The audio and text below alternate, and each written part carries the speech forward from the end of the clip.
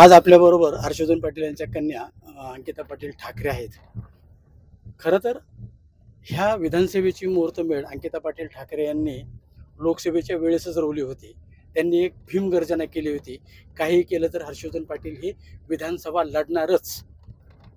काय सांगाल ताई, तुमची ही भीमगर्जना खरी ठरली?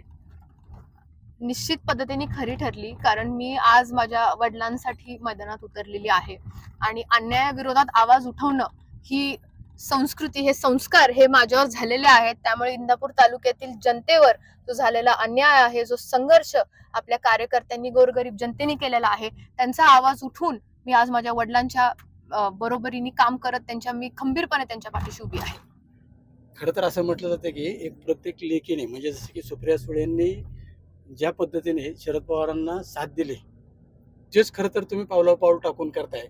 म्हणजे कसं एक वाक्य होतं की ती श्रमलेल्या बापासाठी ती एक कविता होती, त्याच्याप्रमाणे तुम्ही सिद्ध करताय.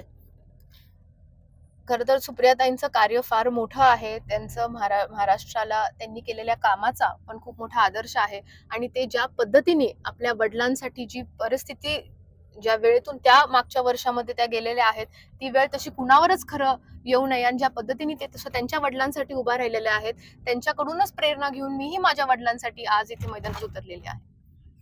खरं तर आता पाठीमागे 2-4 दिवसापूर्वी म्हणा, किंवा जशी शरद पवारांनी हर्षवर्धन पाटलांची उमेदवारी जाहीर केली, त्यावेळेसपासून राष्ट्रवादीतील काही प्रस्थापितांनी विरोध करायला सुरुवात केला.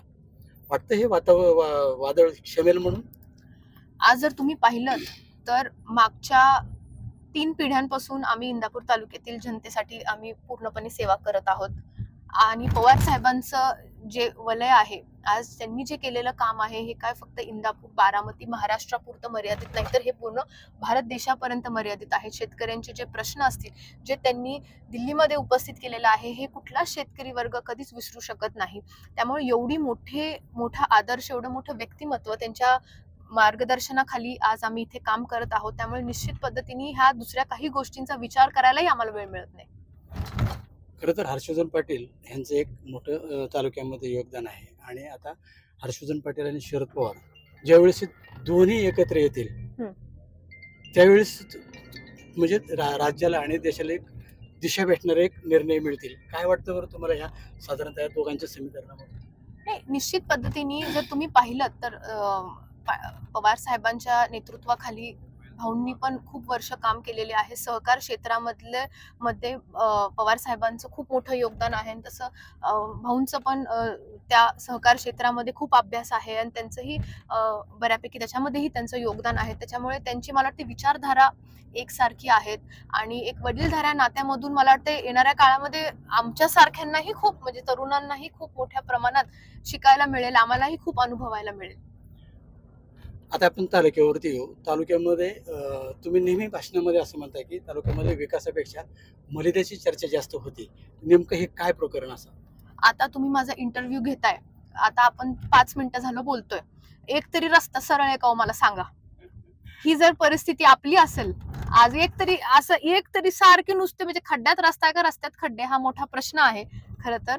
त्यामुळे इंदापूर तालुक्यामध्ये विकास वगैरे काही झालेला नाहीये, नुसतं खिशे भरण्याचं काम झालेलं आहे आणि मलिदा गँगने 20-20, 25-25% कमिशन घेऊन स्वतः जे मलिदा गँगचे अध्यक्ष आहेत आणि त्यांचे जे 4 बागड बिल्ले आहेत, ह्यांनी फक्त आपले खिशे भरले आहेत. कुठल्याच प्रकारचा विकास इंदापूर तालुक्याचा केलेला नाहीये आणि आता आमच्या सगळ्या महिलांची फसवणूक करण्याचं काम ते करत आहेत. आज उगाच काहीतरी साड्या वाट, हे वाट, ते वाट करत ह्या महिलांची फसवणूक चाललेली आहे. पण महिला आपल्या इंदापूर तालुक्यातील खूप स्वाभिमानी आहेत, त्यामुळे अशा कुठल्या गोष्टीला ते बळी पडतील असं मला वाटत नाही. विषय असा आहे की ज्यावेळेस अंकिता पाटील आणि सुप्रिया सुळे एकत्र काम करायला सुरुवात करतील, त्यावेळेस राज्यामध्ये एक वेगळं वादळ होईल.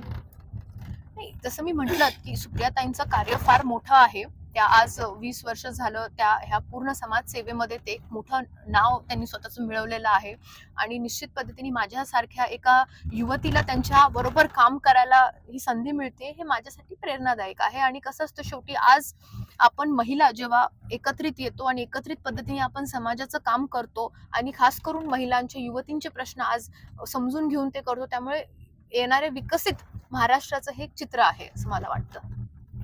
खरं तर राजकारणामध्ये आता अलीकडे काही काळामध्ये एक भाषा म्हणजे बोलण्याची सगळ्यांमधून बोलण्याची भाषाचा एक दर्जा खाली होत चाललाय.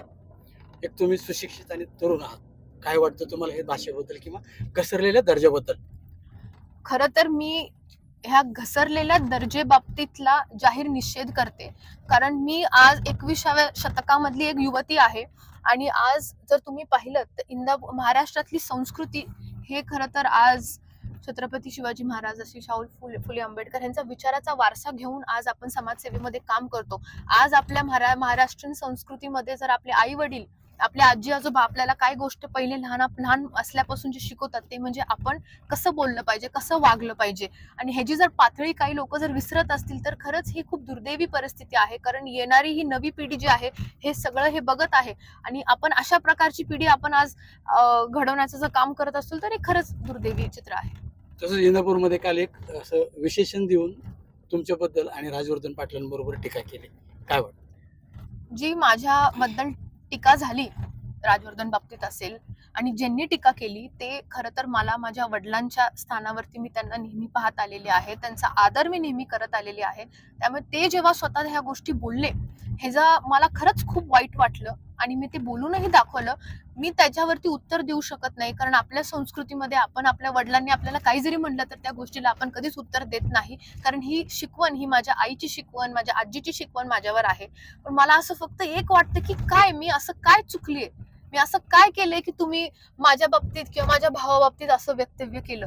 आणि हे कुणालाच आवडलेलं नाहीये. म्हणजे आज इंदापूर तालुक्यामध्ये आता आमचाही जनसंपर्क आहे, आज युवक युवती आमच्याशीही असोसिएटेड आहे आणि हे जे सगळं होतं हे ऑन रेकॉर्ड होतं. त्याच्यामुळे खरंच इतकं वाईट वाटलं ना मला, म्हणजे की हे का माझ्याबद्दल असे बोलले.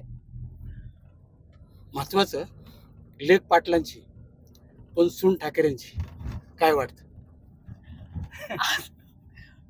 लेख पाटलांची कारण माझा जन्म इंदापूरचा बावड्याचा आहे आणि संस्कार माझ्या पाटलांचे आहेत, पण मी सून ठाकरेंची आहे. त्याच्यामुळे अन्याय जर कुठल्या परिस्थितीत झाला आणि जर कुणी काही तसं जर पाहिलं तर महिलांबाबतीत माझ्या सगळ्या सहकाऱ्यांबाबतीत जर कोणी काय बोललं तर मग आक्रमकते बाबतीतचा एक ठाकरेबाणा हाही माझ्यामध्ये तेवढाच आहे. पण मी असं निश्चित पद्धतीने इंदापूर तालुक्यामध्ये सहसा नाही बोलत कारण संस्कृती आपली अशी आहे. पण शेवटी ठाकरे कुटुंबामध्ये माझं लग्न झालेलं आहे, मी त्याच्यात रोज वावरते आणि अन्यायाविरोधात आवाज उठवणं हे जे आमचे आजी सासरे आहेत स्वर्गीय बाळासाहेब ठाकरे हे ह्यांनी पूर्ण शिकवण ही पूर्ण ठाकरे कुटुंबामध्ये दिलेली आहे. हे खरं तर हे पाटलांची लेख आणि ठाकरेंची सून भविष्यामध्ये एक वेगळं वातावरण राज्यामध्ये निर्माण करेल अशा आपण त्यांना शुभेच्छा देऊया. मधुकर गालांडे, न्यूज 18 लोकमत, इंदापूर.